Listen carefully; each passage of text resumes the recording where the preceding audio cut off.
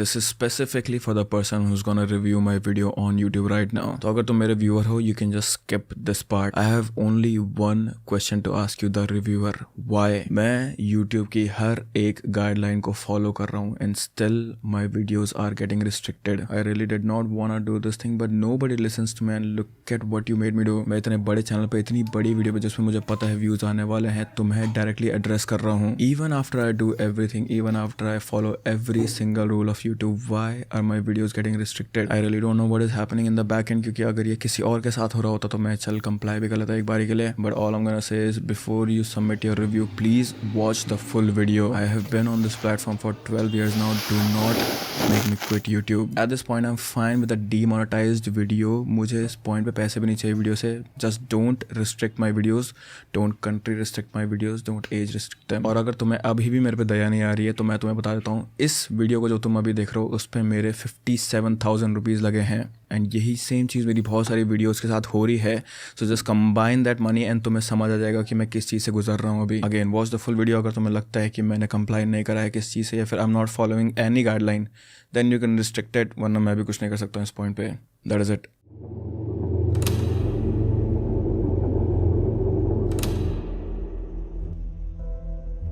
आप सभी ने कंजूरिंग सीरीज देखी ही होगी, जिसमें एड और लॉरेन नाम के वर्ल्ड फेमस पैरानॉर्मल इन्वेस्टिगेटर्स के some of the most challenging cases के बारे में दिखाया गया है. And it does not matter कि आप पैरानॉर्मल चीजों पर बिलीव करते हो या नहीं, पर ये मूवीज देखकर आपके मन में भी ढेर सारे क्वेश्चन जरूर आते होंगे. क्या भूत प्रेत सच में होते हैं? Is demonic possession a real thing? क्या पैरानॉर्मल इन्वेस्टिगेशन एक एक्चुअल प्रोफेशन भी है? इसी तरह अगर हम लोग इंडिया की बात करें तो गौरव तिवारी आर्ग्यूबली हमारे देश के one of the most popular paranormal investigator रहे हैं. हम क्या समझे कि आप हमसे डर गए? आपको हमसे डरने की जरूरत नहीं है. हम चाहते हैं कि आप आए यहाँ पे और बातें करें. शोज जैसे MTV गर्ल्स नाइट आउट और भूत आया उनके ही अकल्ट एक्सपीरियंसेस का नतीजा था. और पैरानॉर्मल चीजों को लेकर वो इतने ज्यादा ऑब्सेस थे कि उन्होंने इसे अपनी पूरी जिंदगी ही बना लिया. बट व्हाट हैपेंस जब एक इंसान का ऑब्सेशन उसकी पर्सनल लाइफ को ही ओवरशैडो कर दे? क्योंकि this is exactly what happened to Gaurav Tiwari. और आज से 9 साल पहले ऑन 7 जुलाई 2016 उन्हें अपने ही घर के बाथरूम में पाया गया था. Nobody knew what happened to him और उनकी हमेशा के लिए एक मिस्ट्री बन के रह गई. कोई कहता है कि उन्हें इविल स्पिरिट ने था, तो दूसरे लोग उनकी पर्सनल लाइफ के कॉन्फ्लिक्ट को ब्लेम करते हैं. पर इस वीडियो की शुरुआत करने से पहले मैं तुम लोगों से एक रिक्वेस्ट करना चाहता हूँ कि जो कुछ भी तुम लोग गौरव तिवारी के बारे में जानते हो या फिर जो कुछ भी तुमने गौरव तिवारी जी के बारे में ऑनलाइन सुना है या फिर देखा है, उस चीज को अभी तुम 20-30 मिनट के लिए बिल्कुल ही भूल जाओ. क्योंकि आज हम फैक्ट बेस पे जानेंगे कि what actually happened to Gaurav Tiwari.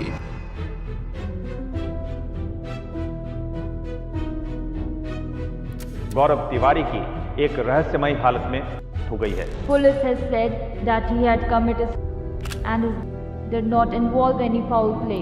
And they're even questioning another lady in connection with Gaurav Tiwari's mysterious.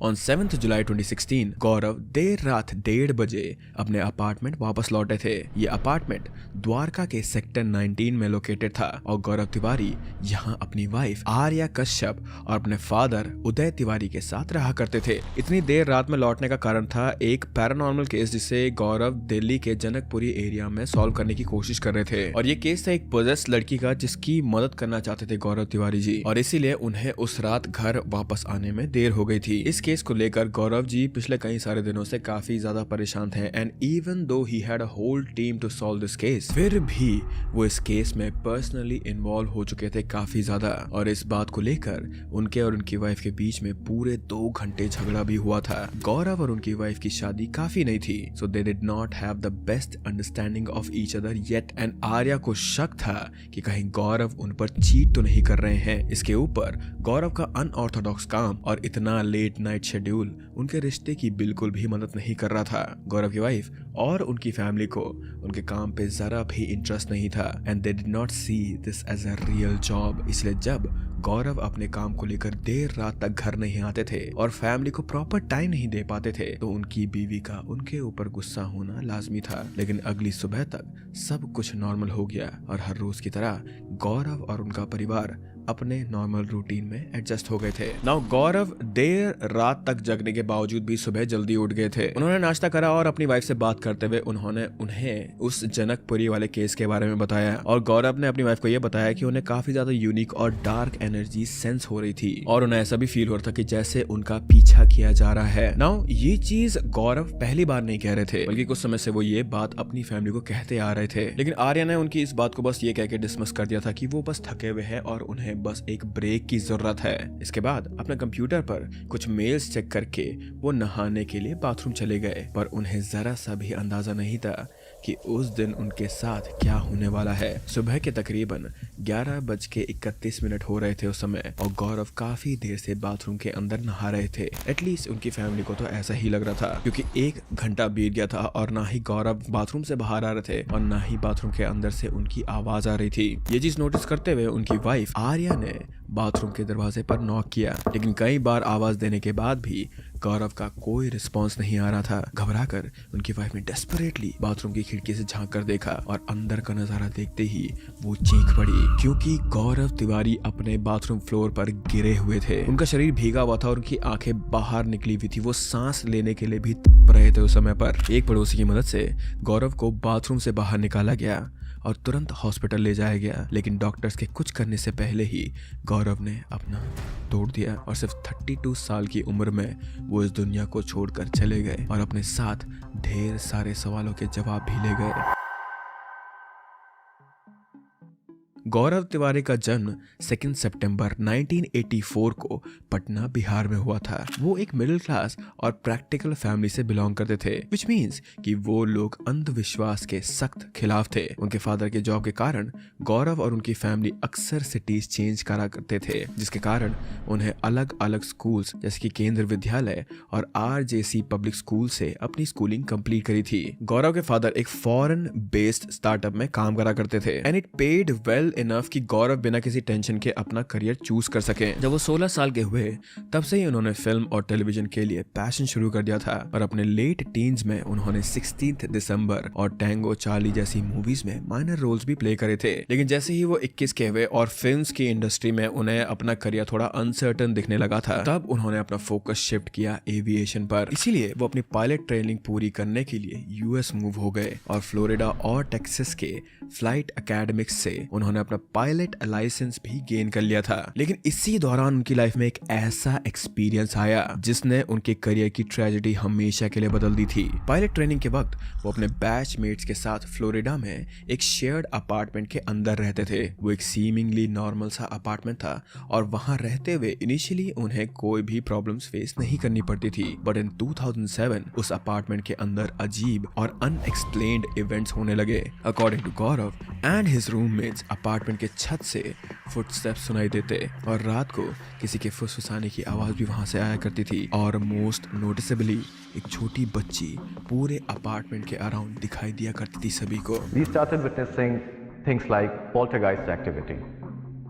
We started hearing whispers and we could not find anyone there. इन सभी चीजों के कारण वहां रह रहे लोग डरने लगे थे और एक एक करके सभी ने वो अपार्टमेंट छोड़ दिया था एक्सेप्ट गौरव, क्योंकि इन इवेंट्स को विटनेस करने के बाद उनका फर्स्ट इंस्टिंक्ट या फिर फर्स्ट जो उनके अंदर फीलिंग आई थी वो फियर नहीं थी, बल्कि उनके अंदर फीलिंग आई थी फैसिनेशन की। इसीलिए वो उसी अपार्टमेंट में रहे और धीरे धीरे करके उन्होंने इन पैरानॉर्मल इवेंट्स को स्टडी करना शुरू करा और यहीं से उनके अंदर घोस्ट और पैरानॉर्मल इन्वेस्टिगेशन के लिए पैशन भी आ गया था। इन सभी चीजों से मोटिवेट होकर उन्होंने US में पैरानेक्सस एनोमलस रिसर्च एसोसिएशन के कोर्स में एनरोल किया, जिसे कंप्लीट करके वो एक certified paranormal investigator and UFO field investigator भी बन गए थे। इसके अलावा उन्होंने metaphysics which is basically fundamentals of nature and our existence, उसकी बैचलर डिग्री भी कंप्लीट की थी। यहाँ तक कि उन्हें चर्च का भी अप्रूवल मिल गया था और अब वो एक सर्टिफाइड पैरानॉर्मल इन्वेस्टिगेटर बन चुके थे। पैरानॉर्मल चीजों को इन्वेस्टिगेट करने के लिए वो इतने ज्यादा पैशनेट थे कि अपनी पायलट डिग्री से ज्यादा वो इन चीजों को प्रायोरिटाइज करा करते थे। पर जहां US जैसी कंट्रीज में पैरानॉर्मल इन्वेस्टिगेशन एक करियर था, वहीं इंडिया उस वक्त इस मामले में काफी ज्यादा पीछे था। इसलिए जब 2009 में गौरव वापस इंडिया आए, तब उन्होंने इंडिया में पैरानॉर्मल इन्वेस्टिगेशन को पायनियर किया और IPS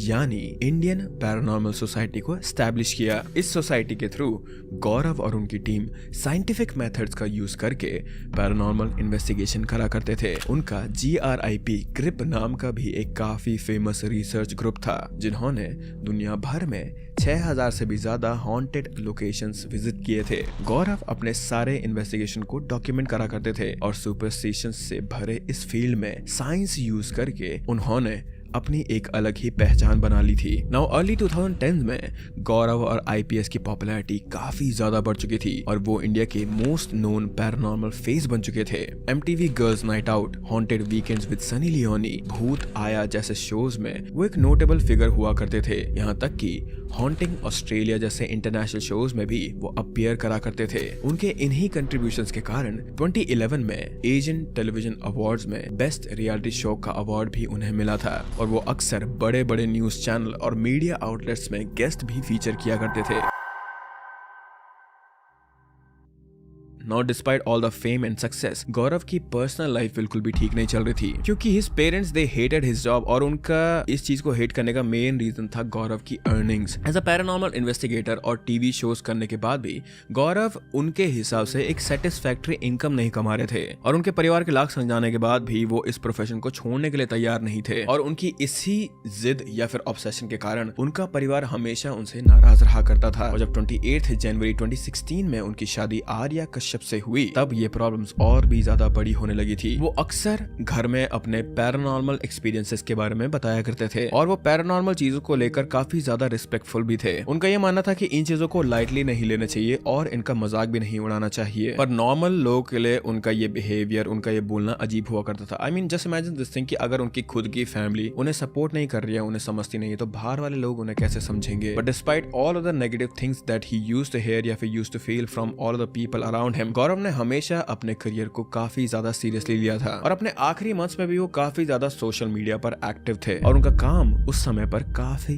ज्यादा सही चल रहा था। इसलिए किसी को भी समझ नहीं आ रहा था कि अचानक ऐसा क्या हुआ जिससे गौरव की इतनी यंग एज में हो गई। जहां तक उनकी फैमिली का कहना था, गौरव को कोई भी मेडिकल कंडीशन या अंडरलाइनिंग हेल्थ इश्यूज नहीं थे, लेकिन जब उन्होंने गौरव की बॉडी को देखा था तब उन्हें उनके गले के अराउंड एक ब्लैक मार्क दिख रहा था, जिसके कारण ये थ्योरीज बन रही थी कि शायद उनका किसी ने दबाया हो। लेकिन इस केस की शुरुआत में ही पुलिस ने इसे एक घोषित कर दिया था, क्योंकि पुलिस को यहाँ पर या फिर इस सिनेरियो के आसपास या फिर उनकी के आसपास कोई भी फाउल प्ले नहीं दिखा था और तो और ऑटोप्सी में भी कोई फाउल प्ले के इंडिकेशंस नहीं थे यहाँ। और का क्लियर रीजन एस्फिक्सिएशन यानी कि सांस की कमी बताया जा रहा था यहाँ पर पुलिस बस एक बात नहीं समझ पा रहे थे कि आखिर गौरव क्यों करेंगे, क्योंकि अकॉर्डिंग टू द रीजन जो उनके करीबी फ्रेंड्स और रिश्तेदारों ने दिए थे, गौरव के पास ऐसा करने का एक भी रीजन नहीं था। मोरओवर पुलिस को गौरव के फादर और उसकी वाइफ के स्टेटमेंट्स अनसेटिस्फैक्टरी लग रहे थे, क्योंकि गौरव के फादर के अकॉर्डिंग वो अक्सर उन्हें बताया करते कि कैसे नेगेटिव फोर्सेस उसको अपनी तरफ अट्रैक्ट करती थी और वो चाह कर भी उन्हें कंट्रोल नहीं कर पा रहे थे। पर गौरव के परिवार ने कभी भी इन बातों को सीरियसली नहीं लिया, क्योंकि वो भूत और प्रेत आत्माओं पे भरोसा ही नहीं करते थे। How ironic is that thing कि इस देश के one of the most famous paranormal investigator की खुद के फैमिली मेंबर्स भूतों पे विश्वास नहीं करते थे। एंड और तो और पुलिस वालों ने इस चीज पर भी भरोसा नहीं करा कि गौरव की का रीजन कोई ईवल स्पिरिट हो सकती है ना, क्योंकि पुलिस वाले इस स्टेटमेंट से सेटिस्फाइड नहीं थे, उनकी फैमिली के स्टेटमेंट से सेटिस्फाइड नहीं थे, तो उन्होंने उनके फादर और उनकी बीवी को पूरे 8 घंटे तक इंटरोगेट करा था और उन्हें काफी देर तक इंटरोगेट करने के बाद, उनसे काफी सारा सवाल जवाब पूछने के बाद उन्हें उनकी स्टेटमेंट्स में कुछ इनकंसिस्टेंसीज दिखी थी। Now you might remember this thing कि मैंने तुम्हें भी बताया था कि 7 जुलाई की मॉर्निंग को गौरव तिवारी ने नाश्ता खाया था and according to family members, Gaurav ने मरने से पहले अपना आखिरी मील सुबह 6 बजे लिया था, लेकिन ऑटोप्सी में पाया गया कि गौरव के पेट में प्रेजेंट फूड अनडाइजेस्टेड था।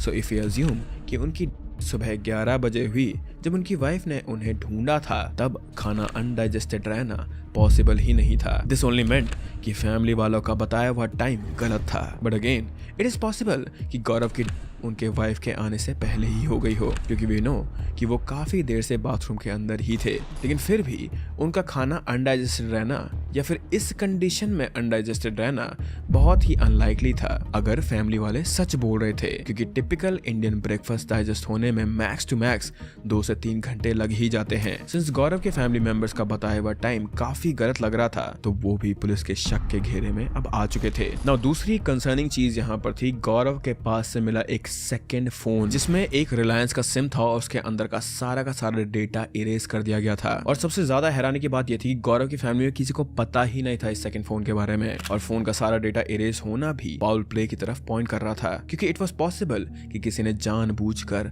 सारा डेटा इरेज कर दिया हो ताकि उनके कॉन्टैक्ट्स और कम्युनिकेशंस के बारे में किसी को भी पता न लग पाए। इन्हीं सब कारणों से पुलिस अब वाले एंगल को भी इन्वेस्टिगेट करने लगी थी। मोरओवर गौरव के परिवार वालों को उनका ये काम बिल्कुल भी पसंद नहीं था, क्योंकि इस काम की वजह से वो घर रात देर से आते थे और उनके फेम के अलावा उन्हें ज्यादा पैसे भी नहीं मिलते थे इस काम में। इनफैक्ट गौरव की वाइफ चाहती थी कि वो एक प्रॉपर कॉर्पोरेट जॉब करें, लेकिन इस चीज के लिए गौरव कभी भी तैयार नहीं हुए। नाउ इफ यू रिमेंबर, 7 जुलाई की रात जब गौरव घर लौटे थे तब उनके और आर्या के बीच में पूरे 2 घंटे झगड़ा हुआ था। एंड यहाँ पे एक वियर्ड चीज थी कि अलेजेडली आर्या को गौरव पे एक एक्स्ट्रा मैरिटल अफेयर को लेकर शक था। दिस इज व्हाई पुलिस का मानना था कि दोनों हस्बैंड वाइफ के बीच कुछ तो मैरिटल डिस्प्यूट्स थे जिन्हें फैमिली छुपाने की कोशिश कर रही थी। इनफैक्ट जल्द ही पुलिस ने इस केस में एक औरत को अपनी कस्टडी में भी ले लिया था, जो कि गौरव की एक कलीग ही थी, और इसी वजह से ये जो एक्स्ट्रा मैरिटल अफेयर वाला जो थ्योरी था वो बहुत ही ज्यादा बूम में आ गया था, क्योंकि ये कोई और नहीं बल्कि गौरव की खुद की इंडियन पैरानॉर्मल सोसाइटी की वाइस प्रेसिडेंट थी। उससे पूछताछ करने के बाद पुलिस को एक्स्ट्रा मैरिटल अफेयर की पॉसिबिलिटी भी लगने लगी थी,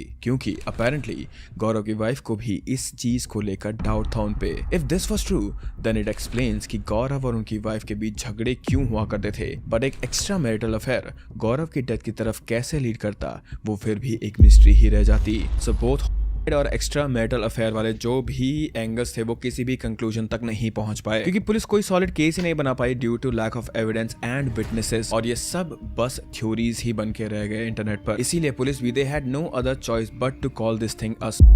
इस केस को हेड कर रहे police officer DCP south west Delhi Surendra Kumar ने अपने ऑफिशियल स्टेटमेंट में कहा है, and I quote, it is a clear case of he himself in the bathroom using his wife's dupatta on Thursday night, 6th July 2016. To sum it up, police ने initially इस case को as treat किया, but then family statements और नए evidences के basis पर उन्होंने और एक्स्ट्रा मैरिटल अफेयर वाले एंगल्स प्रोब किए थे, लेकिन उसमें कोई भी सक्सेस नहीं मिलने के कारण पुलिस दोबारा से आत्महत्या वाली बात को कंक्लूड कर रही थी। और इनका पोस्टमार्टम एग्जामिनेशन भी कराया गया, तो उसमें भी डॉक्टर ने प्रिलिमिनरी जो बताया गया अभी तक, तो उसमें कहीं बताया गया है। लेकिन पुलिस के कन्फ्लिक्टिंग रिपोर्ट्स के कारण और गौरव के एक पैरानॉर्मल इन्वेस्टिगेटर होने की पॉपुलैरिटी के कारण भी लोगों के बीच ये केस एक बहुत ही बड़ा डिस्कशन का टॉपिक बन गया था, और इस केस के ऊपर बहुत सारी थ्योरीज आने लगी थी। Given the nature of his life, given the circumstances of his, लोग आज तक भी ये चीज बिलीव करते हैं कि उनकी